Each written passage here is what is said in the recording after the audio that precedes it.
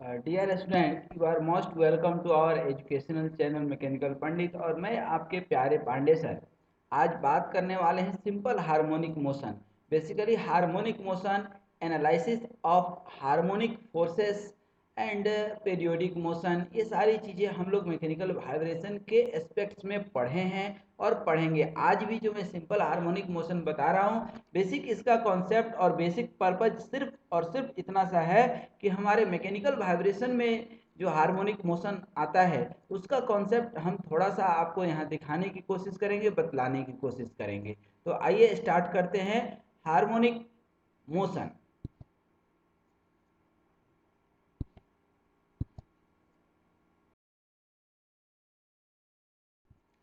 देखिए, जब हम हार्मोनिक मोशन की बात करते हैं, पीरियोडिक मोशन की बात करते हैं, तो जब पीरियोडिक मोशन की हमने बात किया था तो आपको हमने बताया था कि motion which repeat itself after an equal interval of time is called. जैसे यहाँ पर आप देखिए इक्वल इंटरवल ऑफ टाइम, ठीक है ना। तो बेसिकली जो भी कोई पार्टिकल है, if it is moving along a circular path और fixed path and its effect on one of its diameter, that means physical significance इसका समझिएगा कि time taken to one complete cycle, ये साइक्लिक मोशन हो गया। Time taken to complete one cycle is called time period. And motion which is repeated, that means कि आप daily सुबह school जाते हैं, that is also a periodic motion. ठीक है, तो ये इस साइकिल के मोशन को आप समझिएगा। तो ये जो है पॉइंट जो P है, ये क्या कर रहा है, मूव कर रहा है इस सर्कल के ऊपर, ठीक है ना। और ये P का प्रोजेक्शन क्या है, N, ठीक है ना। तो ये O से N क्या है, हॉरिजॉन्टल डिस्प्लेसमेंट हुआ किसका, P का, ठीक है। और ये O से यहाँ तक यदि हम ले लेंगे तो यही क्या हो जाएगा, वर्टिकल डिस्टेंस। और ये थीटा, इसको अभी हम बहुत डिटेल में समझेंगे। धैर्य रखिए, पैसेंस रख करके चलिए आगे बढ़िए।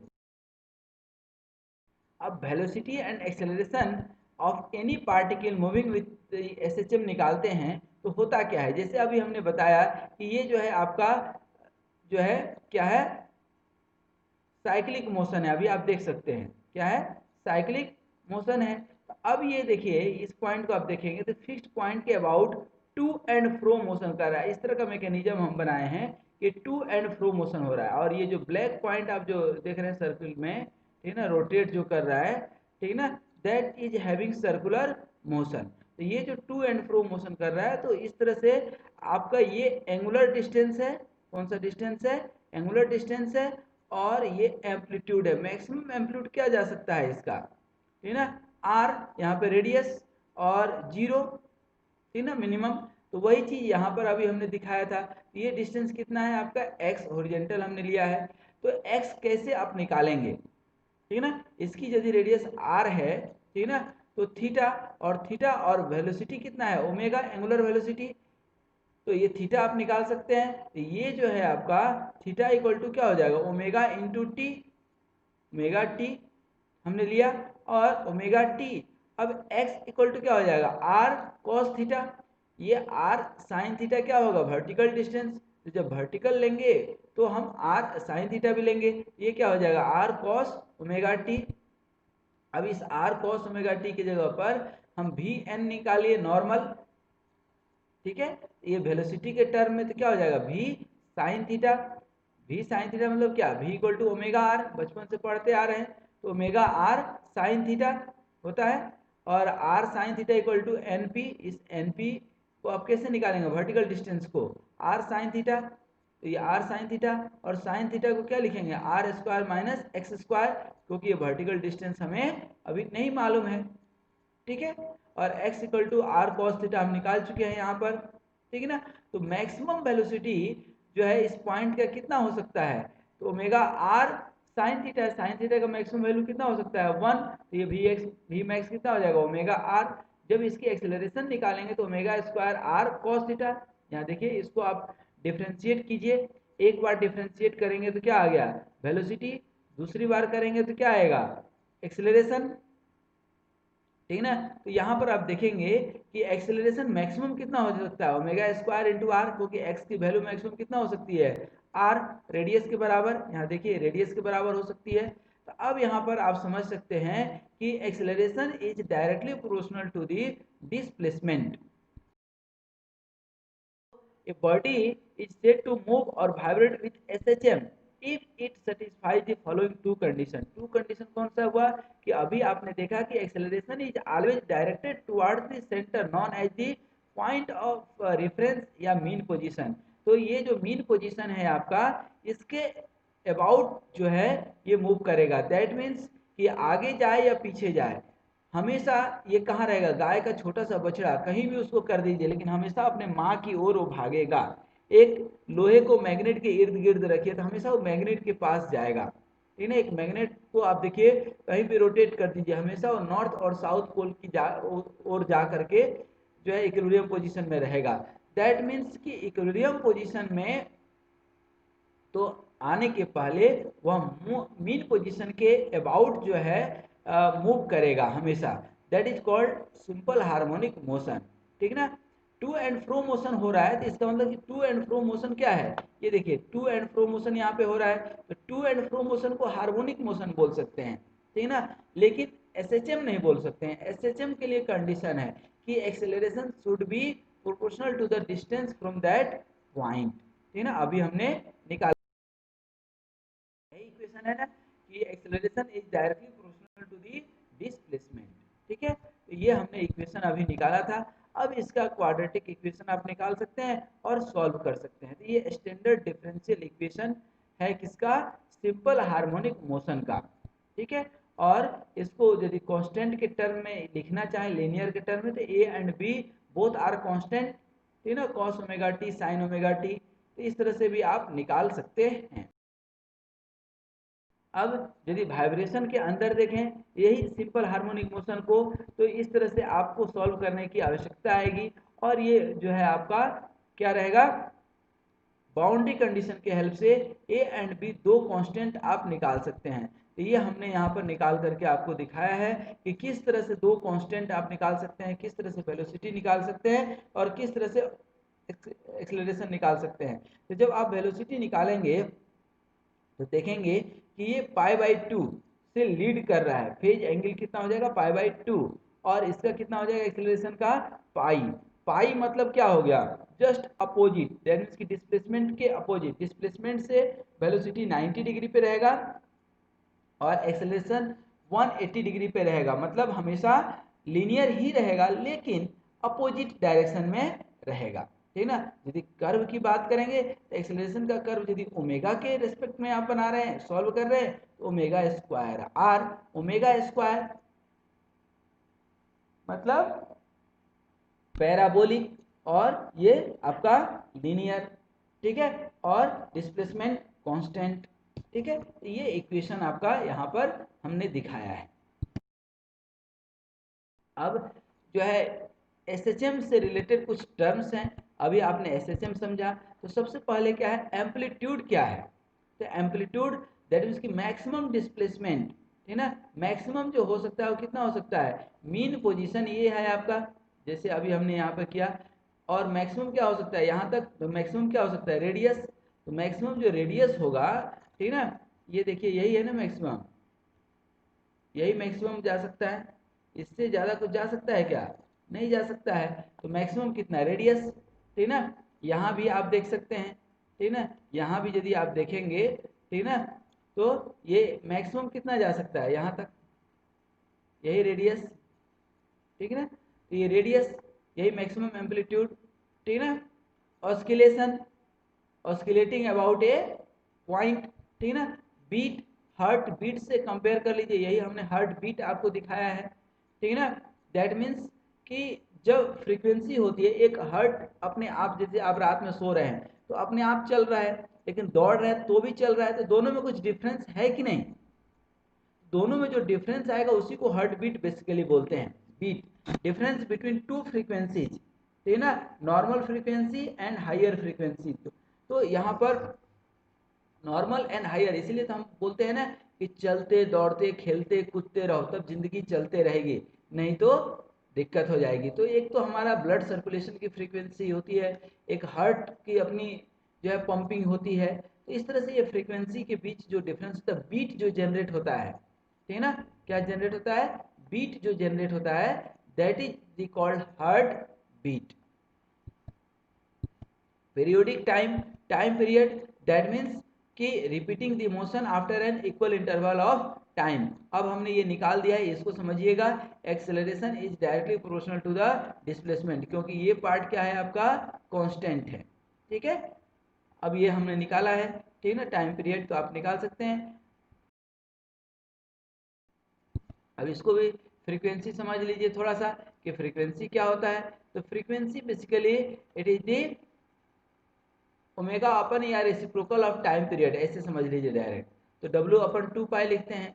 अब स्प्रिंग में हम पढ़ाएंगे तो W equal to square root of K by M आएगा, लेकिन जब आएगा तब देखेंगे, यहाँ पर आएगा, ये जो आप देख रहे हैं ना यहाँ पर वो फ्रीक्वेंसी आएगा, ठीक है। तो when the particle moves with the angular simple harmonic motion then the periodic time, ये आपका पीरियोडिक टाइम निकल करके आया है। आप तो इसको याद रखिए, ठीक है ना, अल्फा अपॉन थीटा। तो ये बेसिकली अल्फा अपॉन थीटा क्या है, ये एंगुलर एक्सेलरेशन अपन एंगुलर डिस्प्लेसमेंट है, ठीक है। अब सिंपल हार्मोनिक मोशन के कुछ अपने एग्जांपल्स हैं। सबसे पहले सिंपल पेंडुलम, ठीक है। अब ये सिंपल पेंडुलम आप बचपन से देखते आ रहे हैं, इनको समझ लीजिए, ठीक ना। और ये जो है आप जब डेराइव करेंगे, ये हम एक लेक्चर में सेपरेट भी मैथमेटिकल कॉन्सेप्ट इसका डेराइव करेंगे। ये तो लेक्चर दिखाने का सिर्फ पर्पज ये है कि फिजिकली आप थोड़ा सिंपल पेंडुलम, कंपाउंड पेंडुलम, ये सारी चीज़ें समझ लें। Centre of percussion and bifilar trifilar suspension, ये सारी चीज़ें समझ लें आप। तो ये हमने इक्वेशन निकाला M G sine theta into L, ठीक ना। तो this is the equation M G L theta. Basically M G जो है, M G theta is one term and L is the distance. जब मोमेंट निकालेंगे तो क्या हो जाएगा, एम जी एल थीटा। इसको याद रखिएगा, ठीक ना। और इसी को जब हम थोड़ा सा और आगे बढ़ा लेंगे तो ये इक्वेशन, ये किसका इक्वेशन है, फ्रीक्वेंसी का। तो 1/2 pi square root G by L, G is the gravitational, ठीक ना, and L is the length. तो एक चीज आप यहाँ पे ऑब्जर्व कर सकते हैं कि दोस्तों जो फ्रीक्वेंसी है सिंपल पेंडुलम की, that does not depend on the mass. एक गोला को कितना आपने गोला बनाया है, इससे कोई मतलब नहीं है। दैट मीन्स कि इसके मास से कोई लेना देना नहीं है, किसको, फ्रीक्वेंसी को, ठीक ना।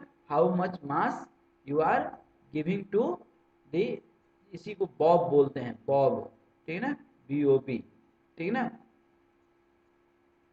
तो ये इस बॉब के जो है मास से अपने कोई लेना देना नहीं है in case of frequency, because frequency does not depend on the mass, it depends on the length of the rod, ठीक है, लेंथ ऑफ द रॉड, ठीक है। उसके बाद यही कुछ और हमने कॉन्सेप्ट दिखाया है कि पीरियोडिक टाइम कैसे निकालें, अभी आप निकाले थे, ठीक ना। अब ये तो एक पेंडुलम की बात हुई, ठीक ना। तो वन पेंडुलम एग्जीक्यूट 1 बीट पर सेकेंड, वन कंप्लीट ऑस्किलेशन इन 2 सेकेंड्स, ठीक ना। तो जब ये 2 सेकेंड में हो रहा है तो उसी को सेकेंड्स पेंडुलम भी बोलते हैं, याद रखिएगा। हालांकि डबल पेंडुलम जो है अभी हम पढ़ेंगे, ठीक ना।